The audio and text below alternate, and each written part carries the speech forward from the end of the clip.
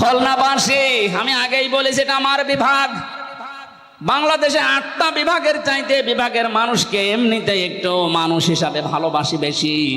এ বিভাগের নারী পুরুষ আমার কাছে সবচাইতে বেশি আপন।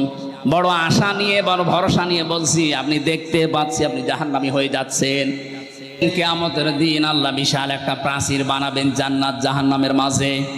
কিছু মানুষকে ওখানে দাঁড় করিয়ে দেবেন, এদেরকে আল্লাহ জাহান্নামেও দেবে না, জান্নাতেও দেবে না।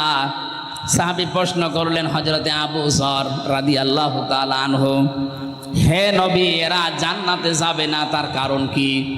বিশ্ব নবী জানিয়েছেন এরা জান্নাতে যাবে না এই কারণে মানুষগুলোর সব কাজ দুনিয়ায় ভালো ছিল, শুধু মা বাবার সাথে খারাপ আচরণ করত।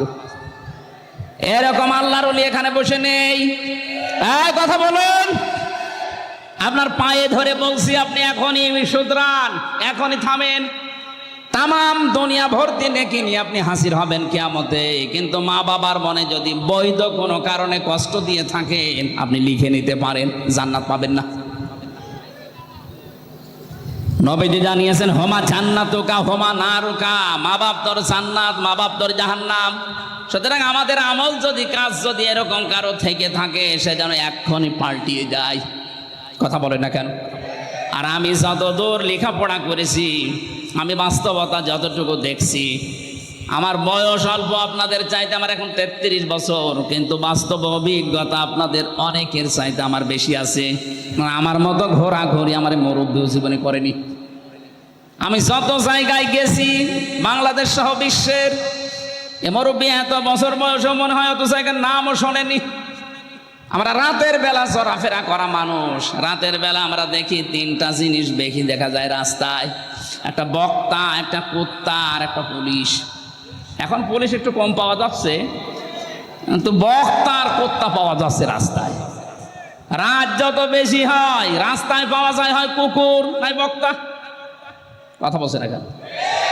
পুলিশের নাম বললে ওরা আবার রাগ করে, হুজুর আপনি কুকুরের সাথে তুলনা দিলেন। আরে ভাই, সে নামে তো আমিও আছি, আমি বক্তার নাম বলিনি।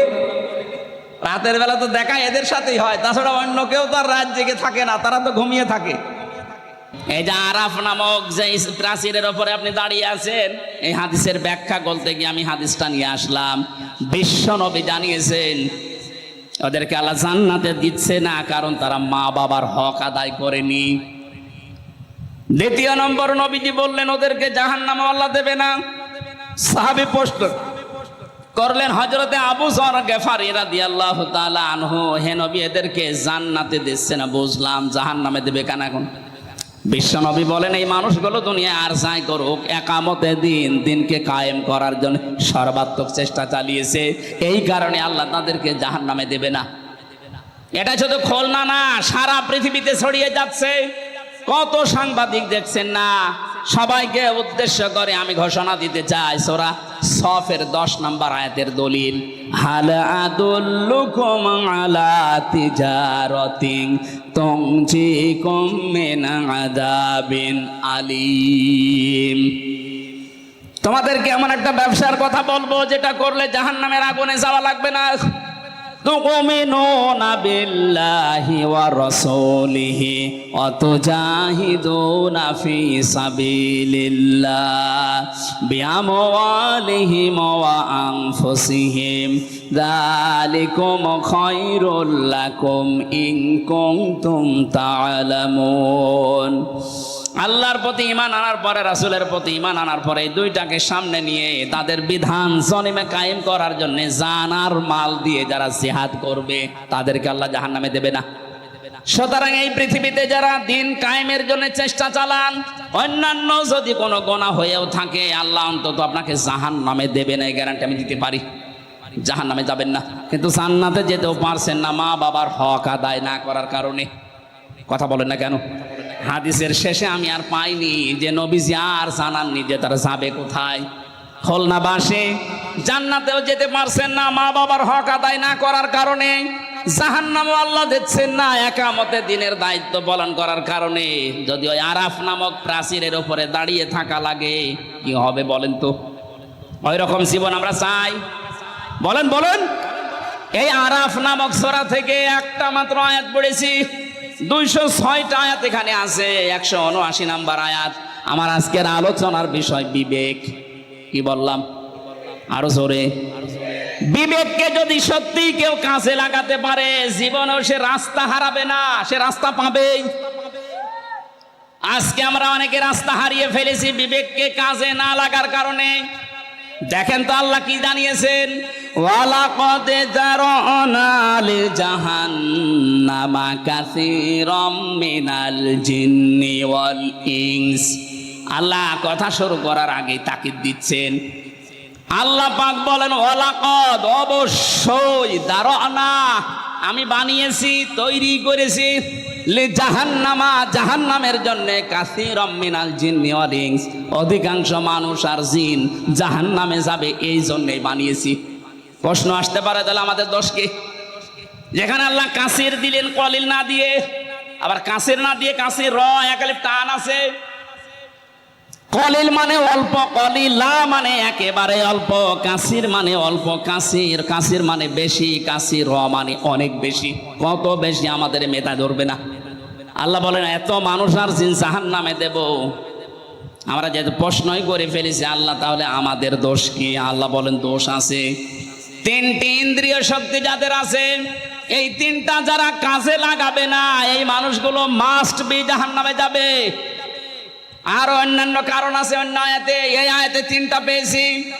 খুলনাবাসী, এখন থেকে আপনি মিলাবেন আপনার ভেতরে এই 3টা গুণ আছে কিনা। যদি থেকে থাকে এখনই তাওবা করে ভালো হওয়ার নিয়ত করা লাগবে। রাজি আছেন কিনা? রাজি আছেন কারা কারা? দেখি লিল্লাহে তাকবীর, লিল্লাহে তাকবীর, লিল্লাহে তাকবীর। আলহামদুলিল্লাহ ভাই, আমরা এবার 3টা কারণ বলছি। দেখেন আমার ভেতরেও যদি থাকে, আমি এখনই পরিবর্তন হওয়ার সিদ্ধান্ত নেব। 1 নম্বরে লাহুম কুলুবুন লা ইয়াফকাহুনা বিহা, তাদের কলব আছে কিন্তু চিন্তা নেই, উপলব্ধি শক্তি নেই। তাদের যে হৃদয় আল্লাহ দিয়েছেন, এই মানুষগুলো চিন্তা ভাবনা করে না হৃদয় দিয়ে। তাদের বিবেক আল্লাহ দিয়েছেন, বিবেকটা কাজে লাগায় না। আমি যে প্রথমেই বললাম, মানুষ যদি বিবেক কাজে লাগাতে পারে, সে কোনোদিন রাস্তা হারিয়ে ফেলবে না। আজ এই জাতি রাস্তা হারিয়ে ফেলেছে শুধু বিবেকটা কাজে না লাগার কারণে। 2006 সালে এই পৃথিবীর ইতিহাস যারা পাল্টিয়ে দিয়েছে, 28 অক্টোবরে এ দৃশ্য দেখার পরে তামাম পৃথিবী হতভম্ব হয়ে গেল। এরপরও আমাদের বিবেকটা কাজে লাগলো না। আপনি চিন্তা করতে পারেন, একটা জীবিত মানুষকে পিটিয়ে হত্যা করার পরে তার লাশের ওপর একটা মানুষ ড্যান্স দেয়, আর তারা এখন মানবতার বলি উড়াচ্ছে। 7 সালে আমি তখন ম্যাট্রিক পরীক্ষা দেই, আসছিলাম সিরাজগঞ্জ থেকে। রাস্তার মাঝে দেখলাম একটা মরা কুকুর পড়ে আছে। ড্রাইভার গাড়ি চালিয়ে না দিয়ে বাম দিয়ে ঢুকিয়ে দিল। গাড়ি একটু ঝাঁকি দিয়েছে, ডাক দিয়ে বললাম, ড্রাইভার সাহেব আপনি কি করলেন? এখনই তো উল্টিয়েছে তো গাড়ি। ড্রাইভার আমার বলছে, দেখেন না একটা মরা কুকুর পড়ে আছে, আমি ডবল করে আমার চাকা চালাবো, আমার বিবেক নেই। আমি ওনারে যেই বলেছি, আরে ভাই এটা তো মরা কুকুর, এ মারলে কি আর না মারলে কি? ড্রাইভার আমার দিকে আবার ঘুরে বলছে, হুজুর আপনি কি আসলেই হুজুর নাকি বেশ ধরেছেন? কেন? আপনি দেখছেন একটা মরা কুকুর পড়ে আছে, আমি ডবল করে গাড়ির চাকা চালাবো, আমার বিবেক নেই। বললাম, ভাই আপনার নাম কি? বলছে সুব্রত। তার মানে উনি হিন্দু মানুষ। নাম কি বলেন বলেন। পিঠের ওপরে থাবা দিয়ে ওই দিন বলেছিলাম, আপনি একটা হিন্দু, আপনার ইমান নেই কিন্তু বিবেক আছে। বিবেক থাকার কারণে একটা নিকৃষ্ট জীব পড়ে আছে মরা, তারপর আপনি ডবল করে মারেন না।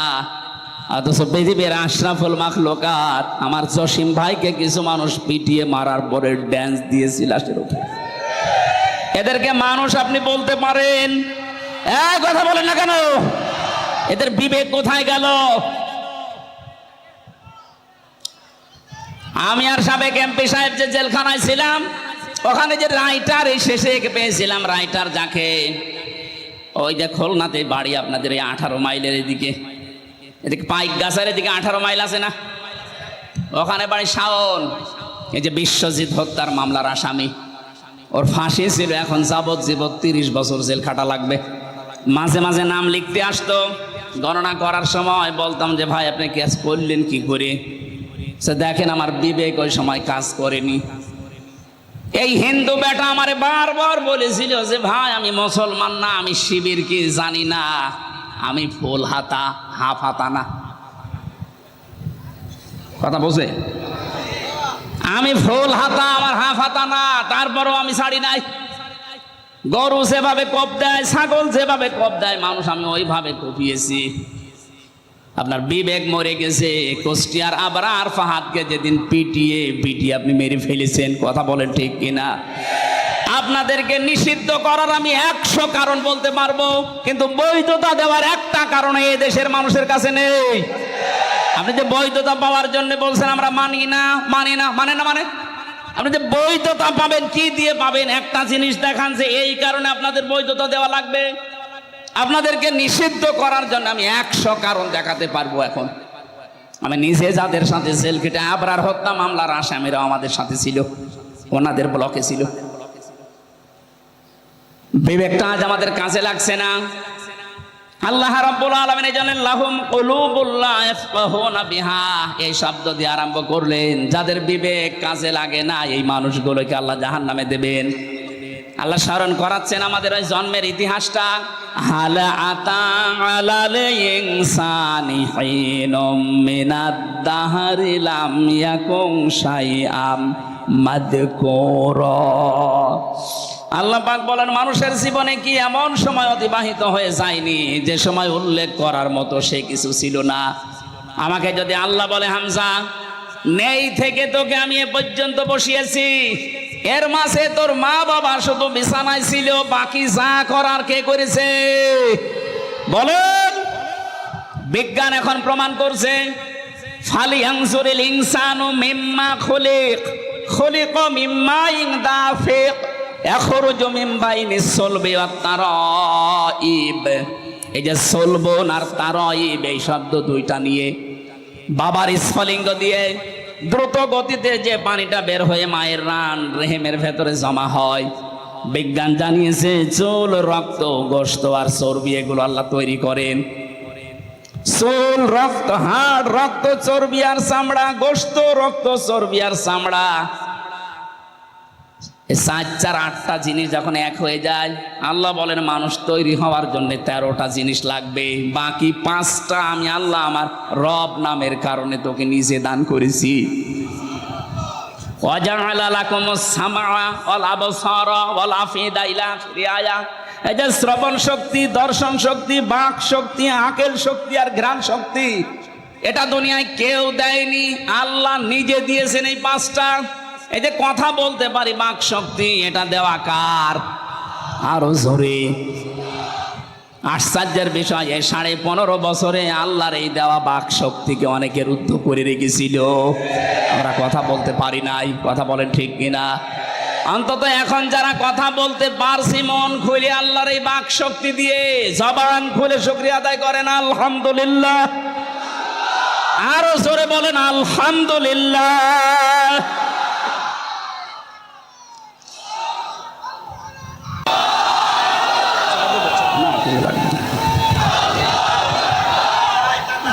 বসেন ভাই।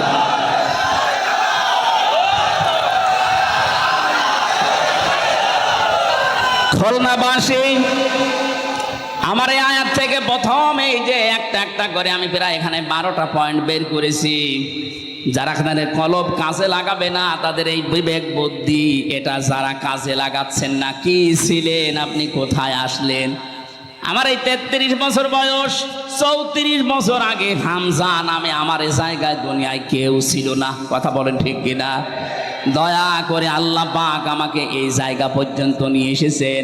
আমার বিবেকটাকে একবারও কাজে লাগছে না যে আমি কোথায় ছিলাম আর কোথায় এলাম। যে মানুষগুলো জাহান্নামে যাবে এই মানুষগুলো বিবেক কাজে না লাগার কারণে।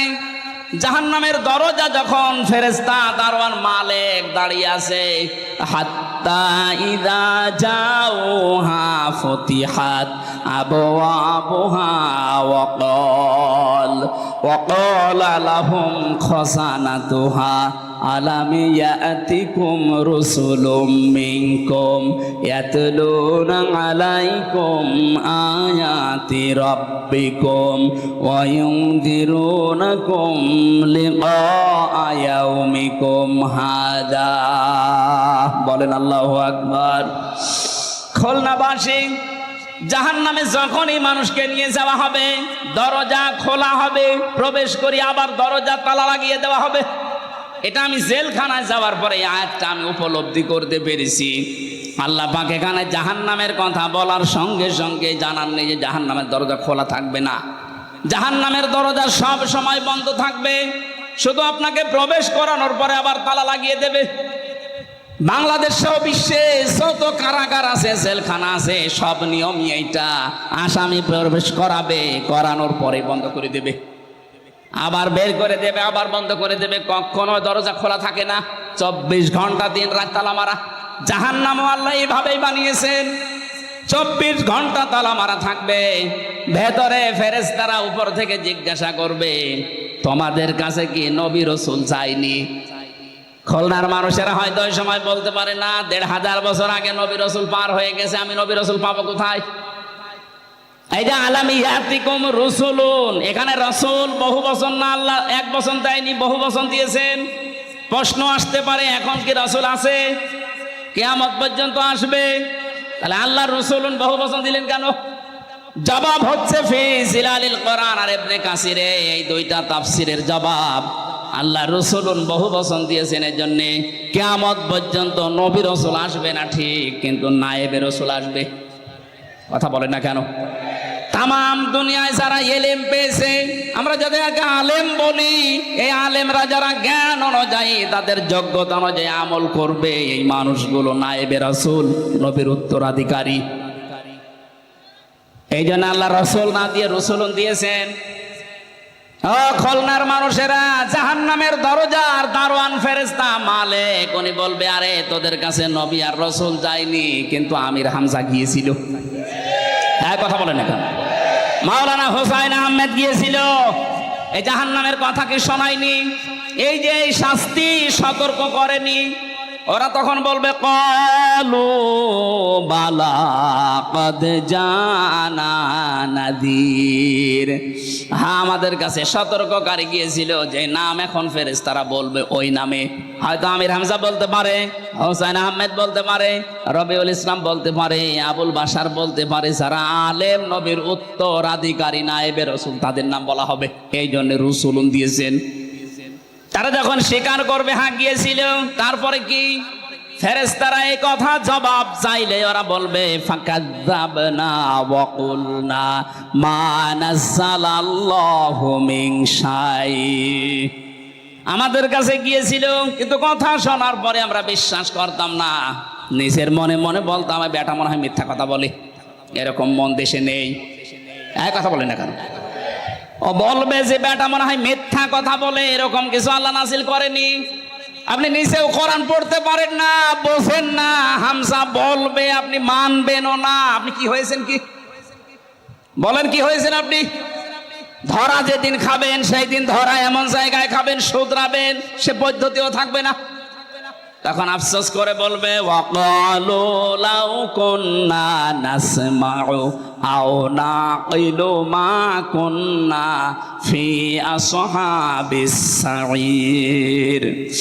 ওই সময় যদি তাদের কথাগুলো শুনতাম আর বিবেক দিয়ে যদি উপলব্ধি করতাম, যদি মেনে নিতাম, তাহলে এই সাঈর নামক জাহান্নামের দরজা দিয়ে আজকে আমাদেরকে আশা লাগতো না।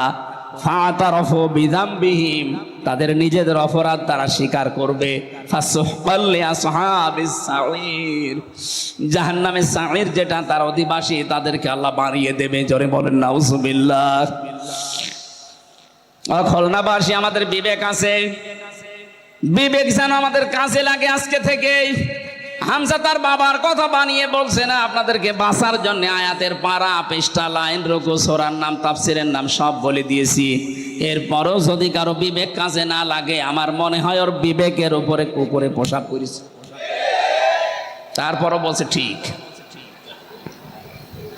আশা করছে বিবেকটা কাজে লাগাবেন। বিবেক যদি সত্যি আপনার কাজে লাগে আপনি রাস্তা পেয়ে যাবেন। কিন্তু যে মানুষগুলো জুলুম করতে করতে মানুষের বিরুদ্ধে অপপ্রচার করে মানুষকে দুনিয়ায় অপরাধী বানানোর জন্য যারা চেষ্টা চালিয়েছে এদের বিবেককে আল্লাহ মেরে ফেলেন। সূরা আনফালের 23 নম্বর আয়াতে আল্লাহ জবাব দিয়েছেন, ওয়ালাউ আলিমাল্লাহু ফীহিম খায়রাল লা আসমাআহুম ওয়ালাউ আসমাআহুম লাতাওয়াল্লাউ ওয়া হুম মুরিদুন। ওই মানুষগুলো তো শুনবে না, আপনি যতই তাদেরকে শোনানোর চেষ্টা করেন ওই মানুষগুলো শুনবে না। না শোনার পেছনে কারণে ওদের শোনার মতো যে মন এইটা আল্লাহ নষ্ট করে দিয়েছে ওদের অপরাধের কারণে। এখানে ফেরাউন যখন ডুবে যাচ্ছিল ওই সময় কিন্তু শেষ কথা ওর ছিল এইটা, আন্নাহু লা ইলাহা ইল্লাল্লাযী আমানাত বিহি বানু ইসরাঈল। ও বলেছিল আমি ঈমান আনলাম ওই আল্লাহর উপরে যে আল্লাহর উপরে ঈমান এনেছে বনি ইসরাইল সম্প্রদায়। আমি তো মুসলমান। আল্লাহ বলেছেন আলান, এখন তাফসিরে আমি হাক্কানিতে পড়েছি। জবাব দিয়েছেন মুফাসসিরিন ইকরাম, ওকে আল্লাহ পাক জিবরাইলকে কেন বললেন মুখের উপরে কাদা লাগিয়ে দাও? এই জন্য বলেছিলেন কারণ লোকটা আল্লাহর একাত্মবাদের ঘোষণা দিয়েছিল, কিন্তু ওই জামানার প্রেরিত পুরুষ যিনি, ওই জামানার নবী রাসূল যিনি হযরতে মুসা, তাকে সে স্বীকার করেনি। বাংলাদেশে আমি আয়াতটা মিলিয়ে দেখলাম অনেকের জীবনের সাথে মিলে যাচ্ছে। ফেরাউন ঘোষণা দিয়েছিল আল্লাহর কার বলেন বলেন, কিন্তু ওই জামানার প্রেরিত পুরুষ যিনি তার ঘোষণা সে দেয়নি। ওদি যদি বলতো লা ইলাহা ইল্লাল্লাহ মুসা কালিমুল্লাহ, আল্লাহ ওরে মাফ করে দিত। কিন্তু আল্লাহর ঘোষণা দিয়েছে। আজ বাংলাদেশের দিকে তাকান, অনেক নামধারী মুসলমান এখানে বসে আছে, তারা আল্লাহর ঘোষণা দেয়, আল্লাহর হুকুম মতো নামাজ পড়ে, রোজা রাখে, হজ করে, দান সাদকা করে। এটা 4টা কথা বললাম, এগুলো হুকুম কার? আরো জোরে, এগুলো কি একটাও রাসূলের হুকুম? বলেন না কেন? নামাজ পড়ে, রোজা রাখে, হজ করে, দান করে, হুকুম কার? আল্লাহর বিধান হয়তো মানে, কিন্তু এই জামানার যিনি প্রেরিত পুরুষ, কিয়ামত পর্যন্ত যিনি নবী আর রাসূল, তার রিসালাতের ঘোষণা যখন দিতে বলা হয় তার জীবন মানার কথা, তখন বলে না এটা রাজনীতি।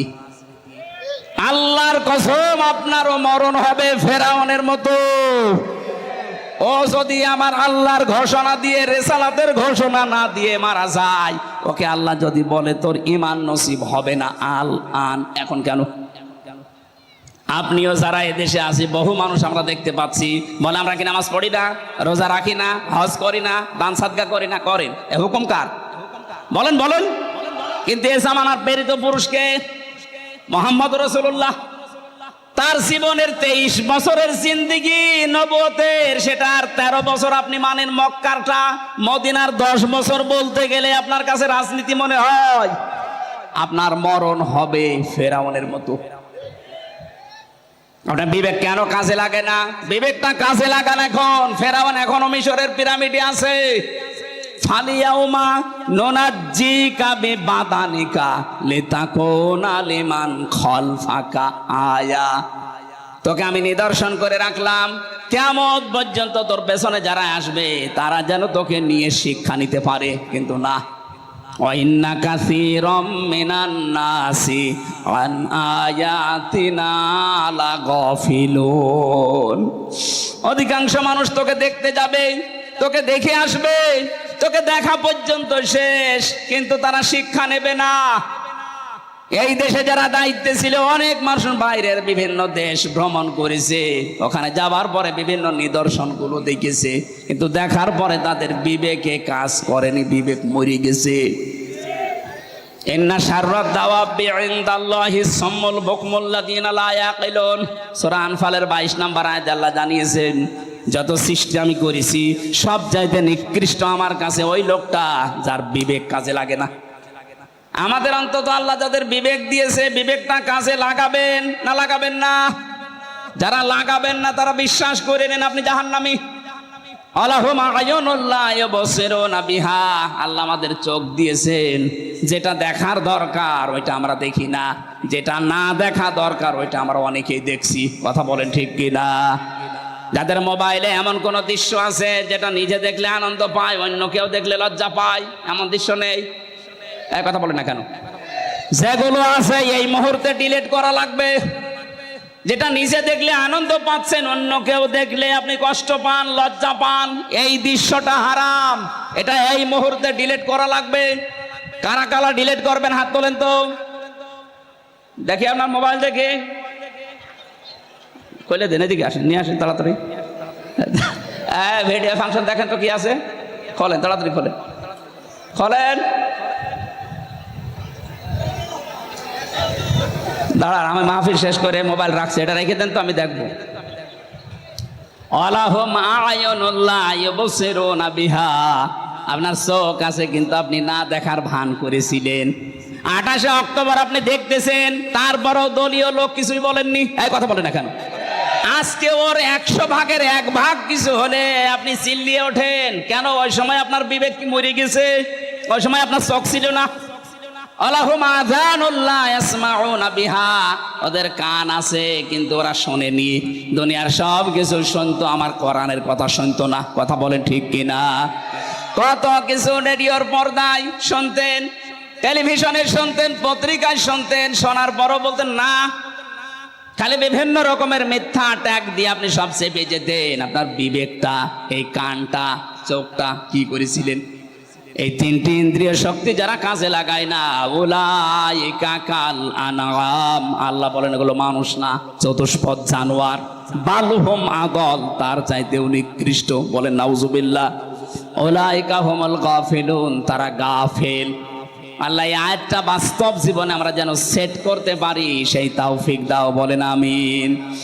আবু হুরায়রা রাদিয়াল্লাহু তাআলা আনহু থেকে বর্ণিত হাদিস বলেছিলাম, মান ক্বারাআল কোরআনা, যে ব্যক্তি কোরআন পড়ে।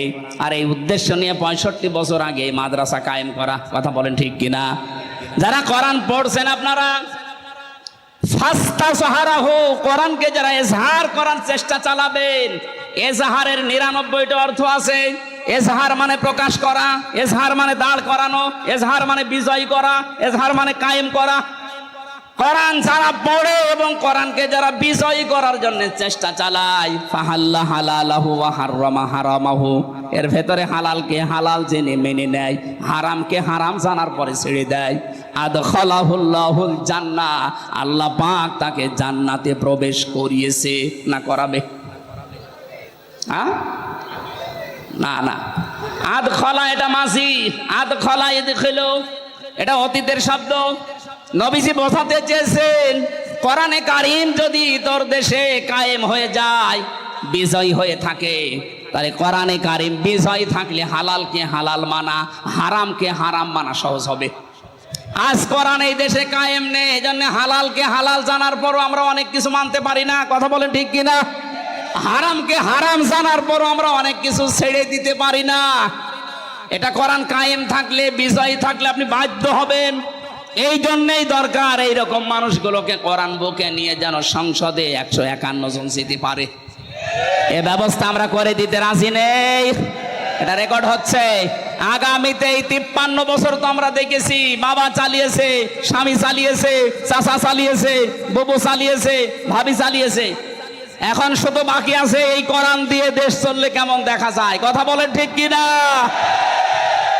আমার জীবনের সবচাইতে বড় স্বপ্ন যে 56,000 বর্গ মাইল এটা দিয়ে চলছে। আল্লাহ যেন এটা দেখে মরার তারপরে তৌফিক দেন। যারা যারা চান এটা দিয়ে এই দেশ চলুক, একটু হাত তুলে আল্লাহকে দেখিয়ে দেন। লিল্লাহি তাকবীর। এই দাবি যদি আমাদের এই দেশের 18 কোটি মানুষের কাছে নাও পৌঁছায়, আরো সে পৌঁছে গেছে ইনশাআল্লাহ। বিশ্বনবীর খাদেম এই পরিচয় নিয়ে হযরতে ওমর বিশাল একটা ফায়দা তিনি নিয়েছিলেন। আমি তার জীবনীতে পড়েছি। তিনি সন্তানকে মাদ্রাসায় দিলেন। ওই সময় প্রধান বিচারপতির দায়িত্বে ছিল হযরতে আলী রাদিয়াল্লাহু তাআলা আনহু। তিনি তার সন্তানটাকে দিলেন মাদ্রাসায়, হযরতে হুসাইন। বারবার কলম ফেলে দিচ্ছে টেবিল থেকে আর বলছে আমাকে তুলে দাও, তুলে দাও। 3 বার তিনি তুলে দিলেন। চতুর্থবার বললেন, দেখো বারবার কলম ফেলে দাও আর আমাকে তুলতে বলো, আমি কি তোমার খাদেম? আমি কি তোমার চাকর? হযরত হোসাইন তিনি বললেন যে তুমি শুধু চাকর না, খাদেম না, তুমি খাদেমের বাচ্চা খাদেম। একটা প্রধান বিচারপতির ছেলেকে যদি বলা হয় যে তুমি খাদেম না, তোমার বাপও খাদেম, ওর মাথা তো এমনিই খারাপ হয়ে যাওয়ার কথা। তিনি ওই সময় দেশের প্রেসিডেন্টের ছেলে, বাড়িতে গিয়ে বলছে, আব্বা আমি আর মাদ্রাসায় যাব না। কেন? আমার ক্লাসে হোসাইন আমাকে গালি দিয়েছে এবং তোমাকেও গালি দিয়েছে, বলেছে নাকি আমি খাদেমের বাচ্চা খাদেম, তুমি যদি বিচার না করো আমিও মাদ্রাসায় আর পড়ব না। তিনি বললেন, ঠিক আছে, বিচার এখন না, জমার দিন করব। হাজারো মানুষ আসবে জমার দিন মসজিদে নববীতে। তিনি খুতবা দেওয়া বন্ধ করে বললেন, হোসাইন এখানে আসো। বলছে, হ্যাঁ, এই সামনে আসো। তুমি ক্লাসে সবার সামনে আমার এই ছেলেকে আব্দুল্লাহকে খাদেমের বাচ্চা খাদেম বলে গালি দিয়েছো, অপমান করেছো? বলছে, হ্যাঁ। কেন করলে? হযরত হোসাইন বললেন, খলিফা বুকে হাত দিয়ে বলেন তো, আপনি কি আমার নানার খাদেম ছিলেন না? হযরত ওমরের কথা বন্ধ হয়ে গেছে, চোখ দিয়ে দর দর করে পানি ঝরছে। ডাক দিয়ে বলে, নবীর সাহাবীরা, বিচার হয়ে গেছে। ছোট মানুষ আব্দুল্লাহ তো বোঝে না, ডাক দিয়ে বলে, বাবা বিচার তো তুমি শুরুই করলে না, হয়ে গেল কি করে? হযরত ওমর বলে, সন্তান, যে বিচার করেছি এটা দুনিয়া না, মরণের পরেও কাজে লাগবে। ও হোসাইন, তুমি যে কথাটা বললে এটা কি লিখে দিতে পারবে? আমি একটু দলিল চাই। ছোট মানুষ তো আবেগেই বলছে, নিয়ে আসেন, খাতা কলম নিয়ে আসেন। কাগজ নিয়ে এসেছে, খেজুর পাতা। উনি লিখে দিলেন, ওমর আমার নানার খাদেম ছিল, আমি দেখেছি, ইদি হোসাইন ইবনে আলী।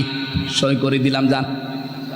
কাগজটা হাতে নিয়ে হযরত ওমর চুমা খেলেন, চোখে মুখে লাগিয়ে বললেন, নবীর সাহাবীরা, আমি যখন মারা যাব এই কাগজটা আমার কাফনের ভেতরে দিয়ে দিও। কিয়ামতে যদি আমার জীবনের কিছুই কবুল না হয়, আল্লাহ যখন আমাকে দাঁড় করাবে তার সামনে, জীবনে কিছুই যদি আল্লাহর ভালো না লাগে, তো কাগজটা তুলে আল্লাহকে দেখাবো, রব্বুল আলামিন দেখো তোমার নবীর নাতি লিখে দিয়েছে আমি নবীর খাদেম ছিলাম, এই ওসিলা হলেও তুমি আমাকে মাফ করে দাও। জান্নাতের গ্যারান্টি তিনি জীবিত অবস্থায় পেয়েছিলেন, তারপরও এই চিন্তা ছিল তার। নবীর এই ঘরের দায়িত্ব 65 বছর যারা পালন করছে, অনেকে কবরে আছে, ওরাও হযরতে ওমরের মতো একটা কিছু নিয়ে আল্লাহর সামনে দাঁড়াতে পারবে। সাবেক এমপি সাহেবকে এমপি বানাতে কমপক্ষে 3.5 থেকে 4 লক্ষ মানুষ লেগেছে, রায় লেগেছে, ভোট লেগেছে। কথা বলেন না কেন? এনারা নির্বাচিত করেছিলেন ওনাকে, উনি নির্বাচিত এমপি ছিলেন। আল্লাহ এই শব্দটা কোরআনে কারিমে সূরা তেলাওয়াত করলেন, আমার আগে যে কারি সাহেব উনি পড়ছিলেন। আমি ওই সময় মনে মনে ভাবছিলাম, আল্লাহ আমাদেরকে আজকে নির্বাচিত করেছেন। আল্লাহ পাক বলেন, হুয়াজতাবাকুম, তিনি আল্লাহ তোমাদেরকে নির্বাচিত করেন। খুলনাবাসী, আমি গতানুগতিক কথা বলি না, যা বলি ওখান থেকে শিক্ষা বের করি। খুব অ্যাক্টিভ হয়ে শুনবেন। নির্বাচিত করেন কে?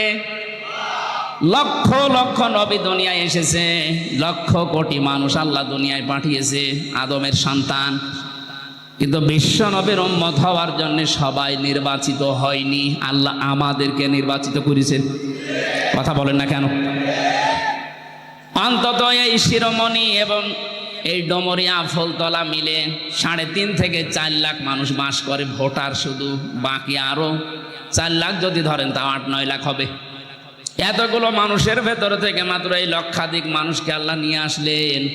এতে বোঝা যায় আল্লাহ আমাদেরকে নির্বাচিত করেছেন। এবার জবাব দেবেন বোঝা শোনার পর।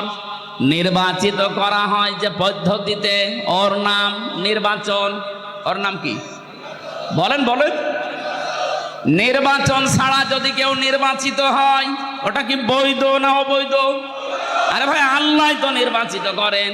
অথচ 15.5 বছরে, দুঃখজনক হলেও সত্য, নির্বাচন পদ্ধতিটাই নষ্ট করে ফেলেছে।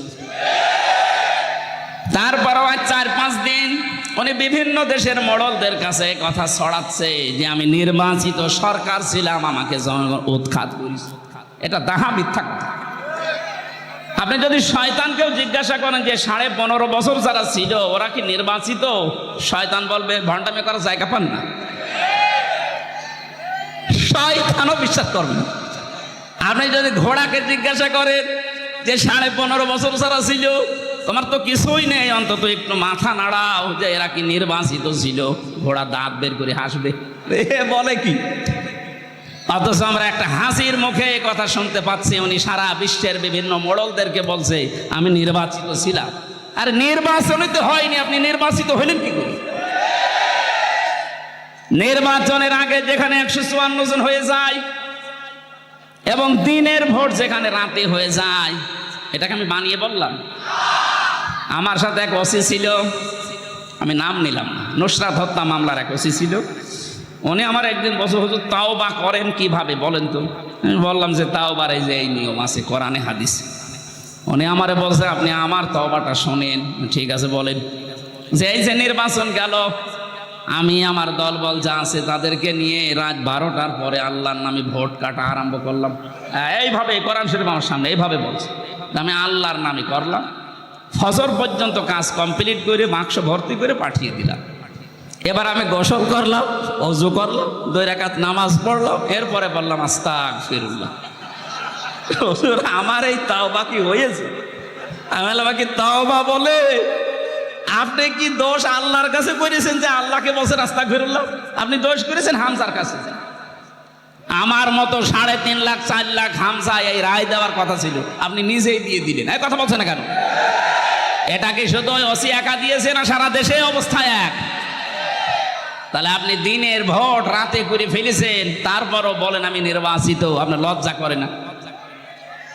লজ্জা তো নেই, করবে কি?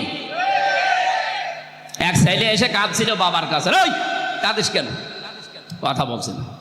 কাঁদিস কি বলবি তো, মন খারাপ করে। বল কাঁদিস কি, সমস্যা কি? যে রেজাল্ট দিয়েছে তো বললেই তো হয়। তুই ফেল না পাস? যে আব্বা ফেল করলে তো কথা ছিল, ছিলাম 5-এ, নামিয়ে দিয়েছে 3। এখন আমারও 5-এ উঠতে আর 2 বছর লাগবে। তা আপনি যা করে গেলেন, আমি বাকিটা না নাই বললাম। কি বলবো আর? আপনি 5-এ ছিলেন, 3 নেমে গেছে। আজকে বাংলাদেশের অবস্থা এই, আপনার আর 5-এ নেই। এখন 5-এ উঠতে আপনাকে এখনো 2 বছর পড়াশোনা করা লাগবে। সুতরাং নির্বাচনের এই ব্যবস্থা যারা ধ্বংস করে দিয়েছেন, নষ্ট করে ফেলেছেন, আমরা অন্তর্বর্তীকালীন সরকার যারা আছে আহ্বান জানাই দেশের জনগণ বেশি সময় না নিয়ে খুব তাড়াতাড়ি অল্প সময়ের ভেতরে একটা সম্মানজনক সময় নিয়ে একটা নির্বাচনের মাধ্যমে নির্বাচিত সরকারের হাতে দেশটা তুলে দিন। তাহলে যে ষড়যন্ত্রগুলো চলছে এগুলো অটোমেটিক বন্ধ হয়ে যাবে। আর যদি এভাবেই থাকে ওরা নতুন নতুন ইস্যু তৈরি করে আবার এই দেশটাকে ঘোলাটি করবে, আমরা এই ঘোলা পানিতে আর মাছ শিকার করতে দেব না ইনশাআল্লাহ। সুতরাং নির্বাচিত হয়ে আমরা এখানে বসে আছি, আল্লাহর নির্বাচিত। কার? মাইয়ুরিদিল্লাহু খায়রা ইউফাক্কিহু ফিদ্দীন। আল্লাহ যার কল্যাণ কামনা করেন তাকে দ্বীনের জ্ঞান দান করেন। এখানে এসেছে আজকে দ্বীনের কিছু পাওয়ার জন্য না। সুতরাং দল মত নির্বিশেষে, এটা শুধু যারা জামাত ইসলাম করে, যারা চরমনাই পীরের মুরিদ, যারা হেফাজত ইসলাম তাদের অনুষ্ঠান না। এটা মানুষ পদবাচ্যে যারা বিবেচিত তাদের এই অনুষ্ঠান। এই জন্য সব ধরনের মানুষ এখানে আছে। কথা বলে না কেন? কোরআনে কারিমে আল্লাহ তাই দিয়েছেন, হাদা বায়ানুল লিন্নাস। এটা মানুষের জন্য বর্ণনা। কোন মানুষ? এই যে লিন্নাস, এখানে আলেম আছে যারা, তাদেরকে বলছি লাম শব্দটা আরবি গ্রামার অনুযায়ী 19টা অর্থে ব্যবহার হয়, আর বালাগাত মান থেকে ব্যবহার হয় 13টা অর্থে। এখানে 9 নম্বর অর্থ আছে বালাগাত মান থেকে। আমি পড়েছিলাম আলেমে থাকতে, আমি দেখেছি লাম ব্যবহার করা হয় জীবিত মানুষদের জন্য। কাদের জন্য? এ কোরআন শরীফ আল্লাহ বর্ণনা করার জন্য, বক্তব্য দেওয়ার জন্য দিয়েছেন জীবিত মানুষদের সামনে। কাদের সামনে? দুঃখজনক হলেও সত্য, 15.5 বছরে আমরা জীবিত মানুষদেরকে কোরআন শোনাতে এই খুলনায় পারিনি। বলেন যে কেন এইগুলো অনুষ্ঠান হতো না? আমাদের কানে কানে এমন কথা বলা হতো যে মানুষ মরে গেছে, এরকম কথা বলে। এই খুলনায় বহুবার আমি কুষ্টিয়া থেকে আসার চেষ্টা চালিয়েছি, আপনারা আসতে দেননি। যারা দেননি, কোরআনে কারিমের এই অনুষ্ঠানগুলোতে বাধা দিয়েছেন, আপনি বিশ্বাস করতে পারেন আপনি কাফের। সূরা হামিম সেজদার 26 নম্বর আয়াত। ১৫০০ বছর আগে আবু সেহেল এই সিদ্ধান্ত নিয়েছিল যে লা তাসমাউ লিহাদাল কোরআন, সব চলতে দাও, কোরআনের আলোচনা যেন মুহাম্মদ না করে। শুধু না করে এতটুকু আবু জেহেল সেমেছিল না, অল গৌফি, যেখানে অনুষ্ঠান করবে কোরআনে কারিমের সেইটাই বন্ধ করা লাগবে। ঢোল ঢুকি তবলা বাজিয়ে বিভিন্ন হট্টগোল তৈরি করে দরকার হয় ৪৪ ধারা জারি করে হলেও।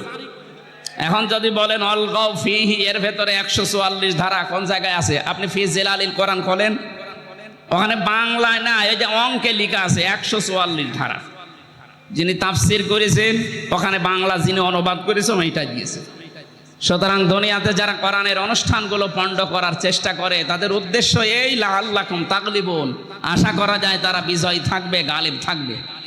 ১৫০০ বছর আগে আবু জেহেল খুব ভালো করে জানতো আমি যে চেয়ারে বসে আছি এ চেয়ার অবৈধ চেয়ার। কথা বলে না কেন? অবৈধ চেয়ারের পায়া নড়বড়ে হয়। ও ভালোভাবে জানতো মুহাম্মদ যেটা বলতে চায় এইভাবে যদি মানুষ বসে তা আমার চেয়ারের পায়া থাকার কথা না। আমার মনে হয় এই ১৫.৫ বছরে যারা দায়িত্বে ছিল এরাও বুঝেছিল হামজা সেটা বলতে চায় এটা মানুষ বুঝলে আমার চেয়ার থাকবে না। এই জন্য কত বড় বড় বুজুর্গ নিয়ে আসতো, জাতীয় মসজিদের ইমাম আসতো, বাধা নেই। তাহেরি ভাই আসে, বাধা নেই। একজন মারা গেছে তোফাজ্জল হোসেন ভৈরবী ভাই, উনি আসতো, বাধা নেই। আমির হামজা যেন না আসে। কেন? ওরা এসে আপনার বাবার কথা বলবে। বলেন, এই যে বাংলাদেশের নাম করা একটা শিল্পপতি যারা আকিস গ্রুপ, নাম শোনেননি? আমি ওনাদের খতিব ঢাকাতে, ওনারা বাবার নামে একটা অনুষ্ঠান করতে বেজেরডাঙ্গায় ৩ বার মাহফিল দিয়েছিল, একবার শুধু উঠতে দিয়েছে, 2 বার আমারে ফেরত দিয়েছে। সম্মানিত ভাইরা, যারা এই বোঝার চিন্তায় আছেন তাহলে আপনি কেন নিজেকে কাফের পরিচয় দিতে লজ্জাবোধ করেন? কোন কারণে? আপনি তো কাফেরই। আল্লাহ বলছেন কোরআন যারা বাধা দেয় এরা কাফের। এরা কি? 2 নম্বরে কোরআন শুনতে আসে, বিশ্বাসও করে, কিন্তু যখন দেখে না এ কাজ কারবার তো আমার সাথে মেলে না, তখন আস্তে করে পেছন দিক থেকে কেটে পড়ে। আল্লাহ বলেন এগুলো মুনাফিক। সূরা নিসা 5 নম্বর পারা 7 নম্বর পৃষ্ঠার 1ম নম্বর লাইনের 61 নম্বর আয়াতে আছে এই তথ্যগুলো। যারা কোরআন শুনতে আসে, বিশ্বাসও করে, কিন্তু কিছুক্ষণ পরে যখন তার প্র্যাকটিক্যাল লাইফে মেলে না তখন চলে যায়, এগুলো মুনাফিক। দেখেন কোনটা ওঠে না। প্রসাব পায়খানা আর বিড়ি খাওয়ার জন্য গেলে যাবেন, কারণ এ জেলাতে বিড়ি তৈরি হয়। এটা বাদ দিয়ে ভালো লাগছে না এই বলে যদি কেউ চলে যায়, ও কি? বলেন বলেন। আমার মনে হয় অন্তত এই 3টা কারণ ছাড়া আর কেউ যাবে না। 3 নম্বরে কোরআন শুনতে আসে যারা, তারা মুমিন। তারা কি? সূরা আনফালের 2 নম্বর আয়াতে আল্লাহ তাদের পক্ষে এমন একটা সুন্দর কথা জানিয়েছেন, আপনি একটু মিলাবেন। আজকে জন্মের পর থেকে আপনি শুনেছেন না, ওভাবে আধুনিকভাবে শোনেন। ইন্নামাল মুমিনুনা আল্লাযীনা ইযা যুকিরাল্লাহু ওয়াজিলাত কুলুবুহুম ওয়া ইযা তুলিয়াত আলাইহিম আয়াতুহু যাদাতুহুম ঈমানা ওয়া আলা রাব্বিহিম ইয়াতাওয়াক্কালুন। বলেন আল্লাহু আকবার। আল্লাহ পাক বলেন আমার দৃষ্টিতে। কার দৃষ্টি? আরো জোরে বলেন। আপনি নিজের সাথে এবার মিলাবেন। খুলনা বিভাগের মানুষেরা আমরা নিজেদেরকে সবচাইতে বেশি ভালোবাসি অন্য বিভাগের চাইতে, কারণ এই বিভাগে আমার জন্ম। আমি খুলনার নিজেদেরকে বাইরের যখন জেলাতে যাই, বাইরের দেশগুলোতে, বাড়ি কোথায় হয়তো কুষ্টিয়া, চুয়াডাঙ্গা, মেহেরপুর বলে চেনে না, এই জন্য খুলনা বলা লাগে। আমি আপনাদের সন্তান হিসাবে ভালোবাসা আপনাদের উপরে বেশি আছে এই দাবি নিয়ে বলছি। আমি চাই না আপনি জাহান্নামী হয়ে যান। আপনি মিলান তো। আল্লাহর দৃষ্টিতে মুমিন তারা যাদের সামনে আল্লাহর নামগুলো উচ্চারণ হলে তাদের কলিজা কেঁপে ওঠে। ভয়ঙ্কর কাজ করেছে আপনার এই জেলা। আর এখানে বাড়ি আমি নাম শুনেছিলাম রিমান্ডে থাকাকালীন, ইমরান হোসেন ইমন নাকি যেন নাম, শেখ ইমরান হোসেন ইমন। এই মানুষটা যাদেরকে নিয়ে আসতো অফিসার হিসাবে, তারা আল্লাহর পর্যন্ত ভুল ধরত। এই যে আকিস সাহেবের বড় ছেলে যেটা ডাক্তার শেখ মহিউদ্দিন সাহেব, উনি 4 বিয়ে করেছেন, হারাম কাজ করেছেন। বলেন, কোরআনে কারিমে তো আল্লাহ 2 2 3 3 4 4 নাম দিয়েছে, যে 4টা পর্যন্ত বিবাহ করতে পারো। তো ওনার সামর্থ্য আছে শারীরিক এবং অর্থনৈতিক, উনি যদি ইনসাফ কায়েম করতে পারে তো ভালো কাজ করিস। কথা বলেন না কেন? আরো উদ্বুদ্ধ করবে কিনা, আরো ধন্যবাদ জানাবে। ওনার উদাহরণ টেনে বলতো, আপনি যেখানে চাকরি করেন ওই মালিক 4 বিয়ে করেছে, উনি হারাম কাজ করিস। আল্লাহ কিভাবে একটা পুরুষকে 4টা বিয়ের অনুমতি দেয়, একজন মহিলাকে কেন দেয় না? আল্লাহর ভুল ধরে। এই লোকটা যদি চেষ্টা করতো, যেহেতু উনি এডিসি ছিল, চেষ্টা করলে আমাকে অনেক কিছু থেকে সেভ করতে পারতো। তো বিপদে পড়ার জন্য যা লাগে উনি আরো তাই করেছিল। আল্লাহর নাম শুনলে উনি জানতো যে আমি কোরআনের হাফেজ। আমি সব সময় ওই মাটির নিচে যে ঘরে আমাকে রেখে দিয়েছিল, সব সময় আমি ওই রিমান্ডে থাকাকালীন শুধু কোরআনই নিয়ে পড়তাম, কারণ অন্য কিছু তো নেই। উনি দেখতো যে লোকটা সারা দিন সারা রাত বসে বসে আল্লাহর কোরআন পড়ছে। আল্লাহর কথাগুলো শুনলে ওর ভেতরে ঈমান থাকলে ভেতরে কাপ ধরবে। অচিলাত কুলুবুহুম, কাপ ধরা দূরের কথা, এ মানুষগুলোর বিদ্যা আরো বেড়ে যেত। মনে হচ্ছে কিয়ামত পর্যন্ত ক্ষমতায় থাকবে। কিছু কিছু মানুষের নাম আমি বলতাম থোড়াই কি আর, বলছে ওরা না, সরাসরি যদি প্রধানমন্ত্রীও বলে তাও তারে মানি না, এরকম কথা বলতো। আল্লাহ এই জন্য এমন অপমান করেছে, ওর বাবা এখন ছেলে, ও এখন পালিয়ে বেড়াচ্ছে।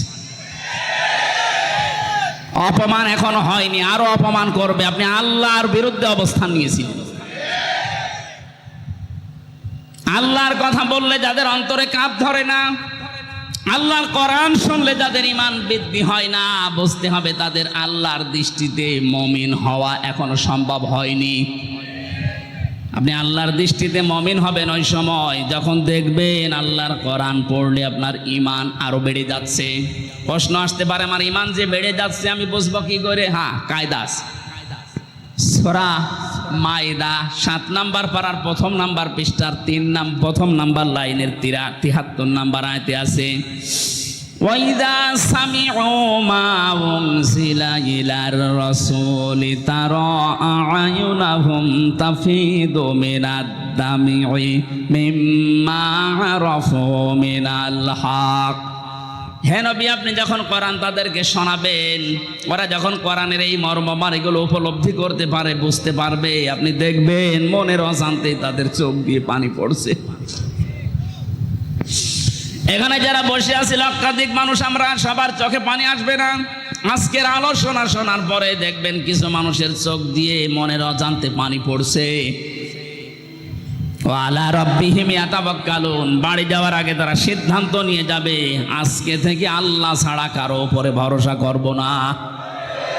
এই 3টি বৈশিষ্ট্য যাদের ভেতরে আছে, আল্লাহর নাম শুনলে কলিজায় কাপ ধরবে, আল্লাহর কোরআন শুনলে ঈমান বেড়ে তাদের চোখ দিয়ে পানি আসবে, আল্লাহ ছাড়া কাউকে ভরসার স্থল বানাবে না। আল্লাহর দৃষ্টিতে এরা প্রকৃত মুমিন। এরা কি? আল্লাহ এই মানের শ্রোতা হওয়ার তৌফিক দেন, বলেন আমিন। সুতরাং আমরা নির্বাচিত হয়ে যারা এখানে বসে আছি, আমরা খুশি না বেজার? বলেন বলেন, জবান খুলে বলেন আলহামদুলিল্লাহ। দরুদ আর সালাম পড়ছি আমাদের নবী মুহাম্মদুর রাসূলুল্লাহ সাল্লাল্লাহু আলাইহি ওয়াসাল্লামের প্রতি। আমার আজকের তেলাওয়াতকৃত আয়াত আপনারা দেখেছেন, একটা পরিচিত আয়াত পড়েছি, অনেকের কাছে এটা মুখস্থ আছে। সূরা আরাফ আয়াত নাম্বার 179, একটা মাত্র আয়াত পড়েছি। বিশ্বনবীর লক্ষ কোটি হাদিস থেকে মাত্র একটা হাদিসের অর্ধেক পড়েছি। আমরা এই 2টার সামনে নিয়ে কিছু কথা আপনাদের সামনে বলবো। আল্লাহ যেন আমাকে তৌফিক দেন, আপনাদের ধৈর্য দেন, বলেন আমিন। এটা কি বিড়ি খেতে যাচ্ছে নাকি ওই 2 নাম্বারে? না ভাই, ওঠা যাবে না। যুবক মানুষ যদি উঠে চলে যায়, 1-1.5 ঘন্টা বসে থাকতে পারে না, ও বিয়ে দিলে বউ টেকবে। আমি আর নিচে নামলাম না। এরপরেও যদি কেউ চলে যান, এখানে কিন্তু বহু মেয়ের বাবা বসে আছে, এক কথা বলছে না কেন? আমি নিজেই 3 মেয়ের বাবা, এই যে হোসাইন 2 মেয়ের বাবা, রবিউল 1 মেয়ে। কত মাওলানা বসে আছে দেখেন না, মেয়ে বিয়ে দেবে বলে। আপনি চলে যাবেন মানে? হাজার হাজার মানুষ বসে আছে, মেয়ের বাবারা যে আজকে জামাই সিলেক্ট করবে, এখানে যে 1.5 ঘন্টায় আপনি একটু চলে যান, বলবেন না এর কাছে দিলে আমার মেয়ের জীবন দুনিয়া শেষ। শেষে দেখবেন আপনার আর জীবনে বিয়েই হবে না, কারণ এটা রেকর্ড হচ্ছে, সারা দুনিয়া ছড়িয়ে যাবে যে ওই যে উঠে চলে যাচ্ছে, ওইটা আর মনে হয় সমস্যা আছে। আল্লাহুম্মা আমিন। লা ইলাহা ইল্লা আনতা সুবহানাকা ইন্নী কুনতু মিনাজ জালিমিন। লা হাওলা ওয়ালা কুওয়াতা ইল্লা বিল্লাহিল আলিয়্যিল আযীম। এই মোনাজাতটা বসে করেন, মোনাজাত বসে করেন, আমি মুসাফির মানুষ। রব্বানা যালামনা আনফুসানা ওয়া ইল্লাম তাগফির লানা ওয়া তারহামনা লানাকুনান্না মিনাল খাসিরিন।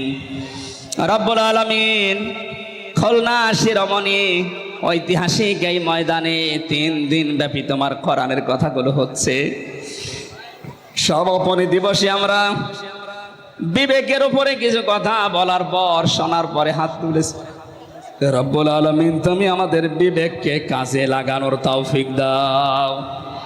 এ বিশাল আয়োজনে যদি সওয়াব দিয়ে থাকো, কোটি কোটি গুণে বাড়িয়ে দাও। এই আলোচনার সাথে, এই মাহফিলের সাথে যারা যুক্ত আছে, যাদের মা বাবা নেই, আল্লাহ কবরগুলোকে সওয়াব পৌঁছিয়ে শান্তি বৃদ্ধি করে দাও। আজকের মাহফিলের সভাপতি তোমার গোলাম অধ্যাপক মিয়া গোলাম পরোয়ার, আল্লাহ তার বাবাকে হারিয়েছে। সন্তানের হাত নাকি তুমি ফেরত দাও না। তার অনেকগুলো ভাই বোন হাত তুলেছে। সন্তানদের ওসিলা করে মরহুম মিয়া আব্দুল হামিদকে মাফ করে দাও, তার কবরটা জান্নাতুল ফেরদাউস বানিয়ে দাও। আল্লাহ তাআলা ডাক্তার শেখ মহিউদ্দিন সাহেব কিছুক্ষণ আগে দোয়া চেয়েছে তার বাবার জন্য। মরহুম শেখ আকিজউদ্দিনকে তার স্ত্রী সহ কবরে আছে, মাফ করে দাও। এ মাহফিলের সাথে যারাই জড়িত, এ মাদ্রাসার দায়িত্বে যারা আছে, হযরতে ওমরের মতো তাদেরকে তুমি ক্ষমা করে দাও। সম্মানিতা মা বোন যারা এসেছেন, এদেরকে তুমি খাদিজার মতো, আয়েশার মতো বানিয়ে দাও। অনেকে স্বামী সংসারে অশান্তিতে আছে, আল্লাহ তুমি তাদেরকে শান্তি দান করো, তাদের পেটে এমন সন্তান দান করো